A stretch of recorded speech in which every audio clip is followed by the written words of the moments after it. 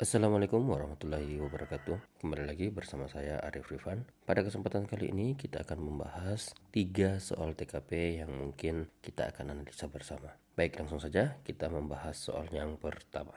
Oke, kita bahas soal pertama. Sebenarnya saya belum memiliki pengalaman, namun terpilih sebagai ketua dalam organisasi yang saya ikuti.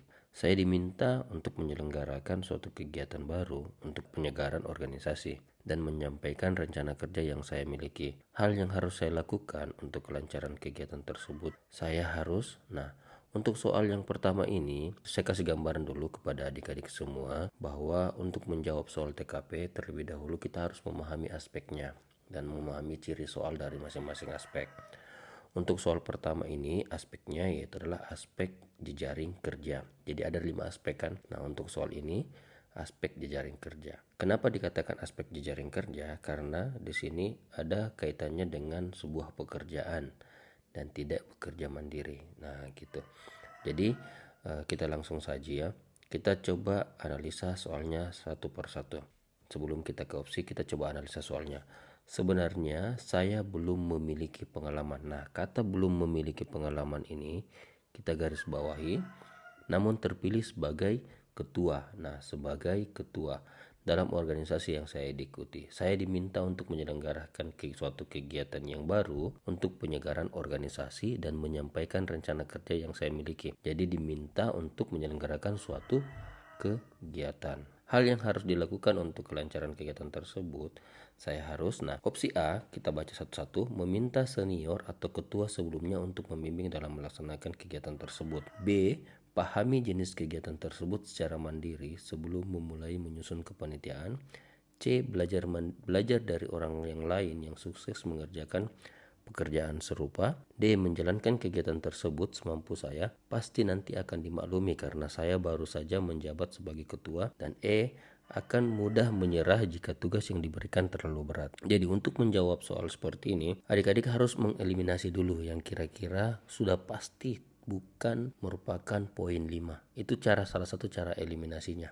Jadi yang pasti bukan poin 5 ini yang mana? Dari kedua opsi. Yang pasti bukan poin 5 yaitu adalah E, akan mudah menyerah jika tugas yang diberikan terlalu berat. Ini sudah pasti bukan 5 karena akan menyerah jika tugas yang diberikan terlalu berat. Jadi jika tugas diberikan terlalu berat, jadi terkesannya bahwa dia itu lemah, tidak memiliki semangat untuk berprestasi. Nah, oke. Jadi ini sudah pasti bukan lemah. Jadi kita coret saja di sini ya. Sudah pasti bukan 5 ya. Kemudian yang juga bukan 5 yaitu adalah delta. Kenapa delta? Menjalankan kegiatan tersebut semampu saya. Jadi kesannya seolah-olah ya kalau iya enggak gitu. Pasti nanti akan dimaklumi. Nah, tidak ada kata pemakluman karena garis bawah yang di bawah belum memiliki pengalaman dan sebagai ketua. Nah, sebagai ketua kalau dimaklumi kan bahaya, ya kan? Akan berdampak buruk bagi yang lain. Nah, makanya ini sudah pasti bukan 5. Oke, tinggal yang mana lagi yang bukan 5 yang bisa kita eliminasi dari opsi yang ada. Opsi A, opsi B, atau opsi C. Ya, opsi B yang sudah bisa dipastikan bukan 5.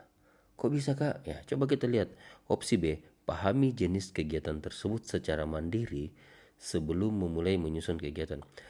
Secara mandiri. Nah, ada kata secara mandiri. Sedangkan pada soal itu Anda ditunjuk sebagai ketua. Namanya ketua, jangan pernah bekerja sendiri. Kecuali Anda di sini bukan sebagai ketua, sebagai pribadi, itu boleh.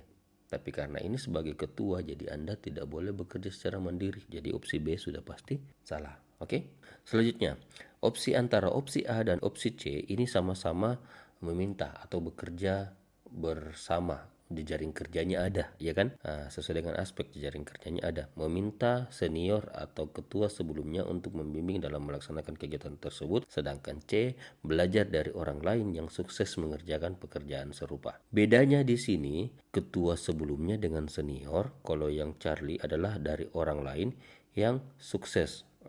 Nah, kira-kira nih dari kedua opsi ini yang kita bisa bandingkan yang mana yang poin 5? Yang poin 5, apakah kita belajar dari orang sukses? Kalau kita belajar dari orang sukses, bisa saja belajar dari orang sukses. Namun, orang yang sukses melaksanakan kegiatan itu bisa saja masih anggota dari kegiatan itu. Tapi ketika kita belajar dari ketua, otomatis pengalamannya sebagai ketua itu bisa digunakan untuk mengelola sebuah kegiatan dengan baik karena Anda juga sebagai ketua. Paham enggak? Jadi sama-sama harus posisi sebagai ketua. Kenapa? Karena pengalaman ketua itu sangat diperlukan dan pengalaman senior sebelumnya itu sangat diperlukan untuk adik-adik nantinya sebagai ketua dalam mengambil keputusan yang baik. Karena ingat, peran adik-adik bukan melaksanakan kegiatan sepenuhnya, namun adik-adik harus bertindak sebagai ketua sesuai dengan opsi pada soal. Maka dari kedua opsi A atau C ini yang poin 5-nya adalah alfa. Alfa yang poin 5. Lantas Charlie poin berapa, Kak? Charlie itu poinnya 4. Kemudian untuk yang poin ketiga yaitu adalah Bravo, poin kedua yaitu adalah Delta, dan poin ke-1 yaitu adalah error. Oke, itu untuk soal yang pertama. Kita lanjut nanti ke soal yang berikutnya. Baik, kita lanjut ke soal yang berikutnya. Saya hendak melanjutkan studi ke luar negeri. Saya membutuhkan tanda tangan dekan untuk surat rekomendasi. Batas waktunya tinggal besok, namun saat itu di ruangannya dekan tengah mengobrol dengan salah satu staf dan terlihat sangat seru. Seperti biasa, saya ingatkan kepada adik-adik, ada 5 aspek dari soal tes karakter pribadi. Apa saja? Aspek pelayanan publik, aspek sosial budaya, aspek jejaring kerja, aspek teknologi informasi dan komunikasi atau TIK, aspek profesionalisme, dan satu tambahan lagi yaitu adalah aspek anti radikalisme. Nah, untuk soal ini kita harus tentukan dulu kira-kira ini masuk aspek yang mana nih. Setelah kita tentukan masuk aspek yang mana, baru kita tentukan indikatornya apa saja. Itu sudah saya tulis jelas di buku saya di Rahasia Lulus Ujian. Mari kita coba lihat. Untuk soal yang kedua ini, dia masuk dalam aspek sosial budaya. Nah, kok bisa sosial budaya? Iya, karena di sini ada hal yang harus kita lakukan.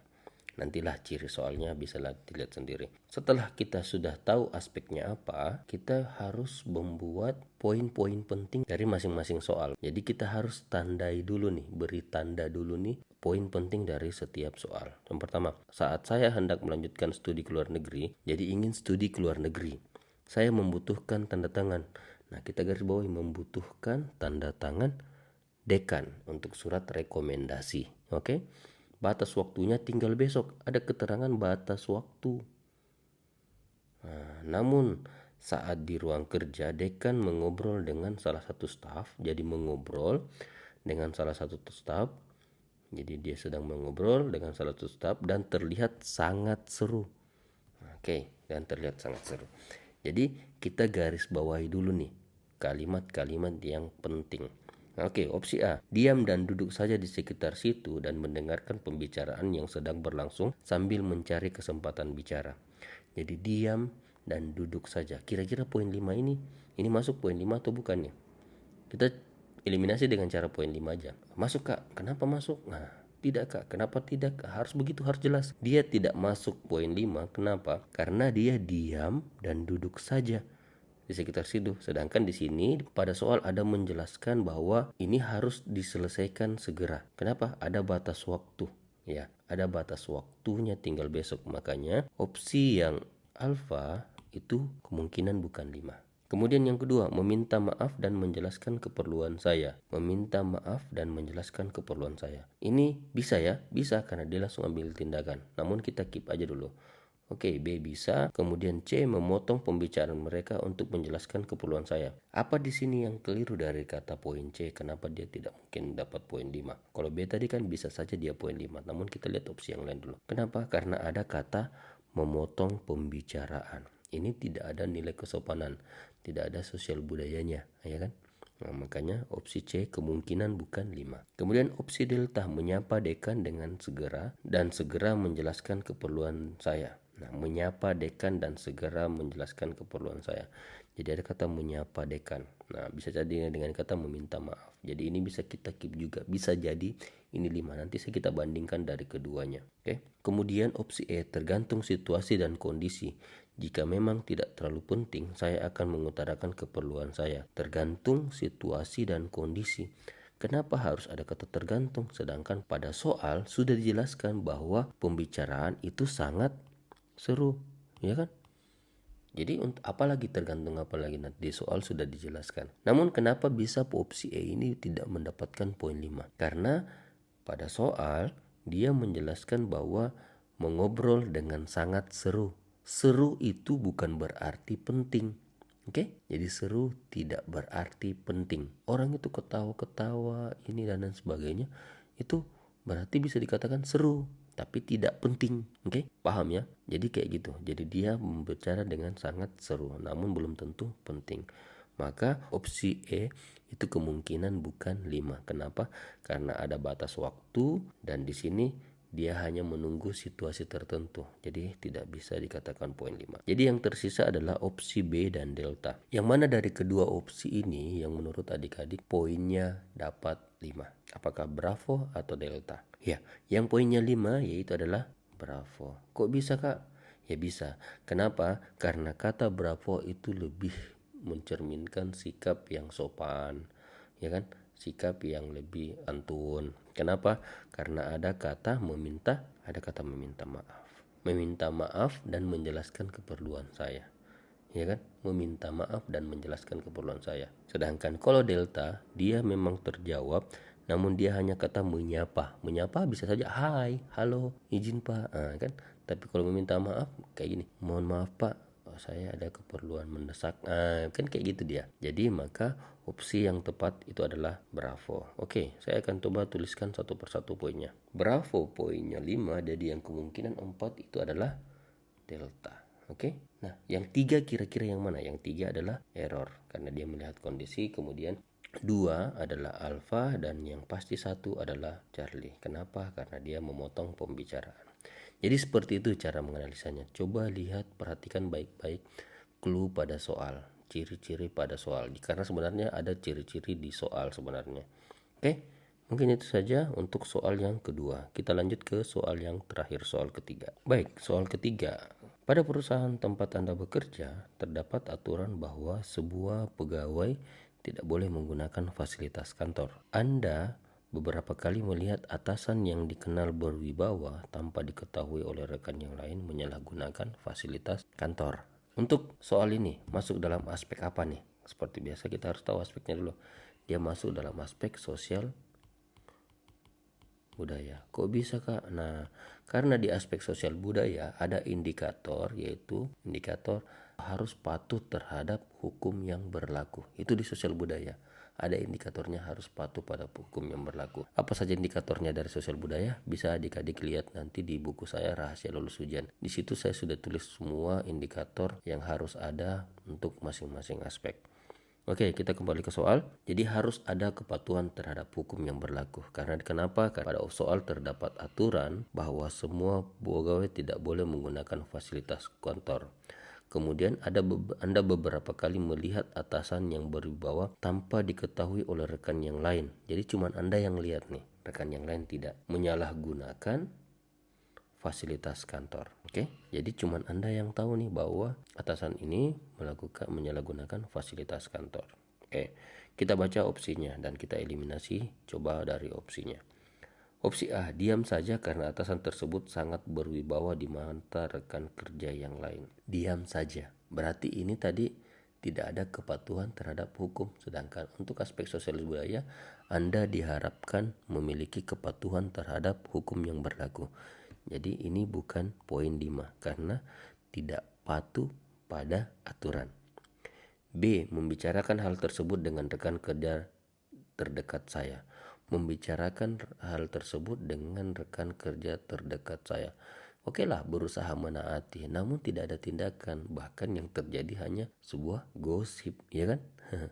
Maka opsi B kemungkinan juga bukan 5. Kemudian opsi C, seharusnya tidak ada aturan yang melarang pegawainya menggunakan fasilitas kantor selama pekerjaan sudah selesai. Seharusnya. Ini hanya berkomentar, ya kan? Hanya berkomentar saja. Jadi tidak ada tindakan yang dilakukan. Sedangkan yang diharapkan pada sosial budaya adalah mematuhi peraturan. Jadi harus ada tindakan yang memang harus mematuhi peraturan. Jadi ini kemungkinan juga bukan poin 5. Opsi D, mengingatkan dan menegurnya baik-baik secara pribadi. Oke, opsi D ini dia mematuhi peraturan. Kita simpan dulu. Kemudian opsi E, lapor kepada pimpinan unit agar atasan tersebut segera ditegur secara resmi. Opsi E juga di sini dia masuk kategori mematuhi peraturan. Maka bisa jadi antara yang poin 5 kalau bukan delta adalah error. Nah, dari kedua opsi ini, yang kira-kira menurut adik-adik yang poin 5 yang mana? Oke, yang poin 5 yaitu adalah opsi error. Kok bisa kak? Opsi error jahat sekali. Kenapa melaporkan kepada atasan? Ya kan? Kenapa kita tidak ingatkan dan tegur dengan baik-baik? Ingat, Anda di sini pada soal Anda merupakan rekan kerja. Jadi di tempat Anda atau ada sebagai staff nih. Sedangkan yang melakukan kesalahan yaitu adalah atasan. Nah, apabila kita menegur atasan, bisa saja atasan tidak menerima teguran kita. Walaupun secara baik-baik, ya kan? Karena ada ego lah, ada inilah dan sebagainya. Makanya itu tidak bisa dilakukan. Bahkan berbahaya bagi diri kita sendiri karena dia akan berdampak pada diri kita bahwa kamu sok suci lah, inilah dan sebagainya. Namun kalau opsi E, lapor kepada pimpinan unit agar atasan tersebut lapor kepada pimpinan unit, ditegur secara resmi. Ya, ingat ya. Jadi dia lebih kepada sanksi administrasi, dia lebih kepada kepatuhan terhadap hukum dan tindakan yang dilakukan itu adalah hal yang benar. Kenapa? Karena yang berhak melakukan tindakan, ya kan?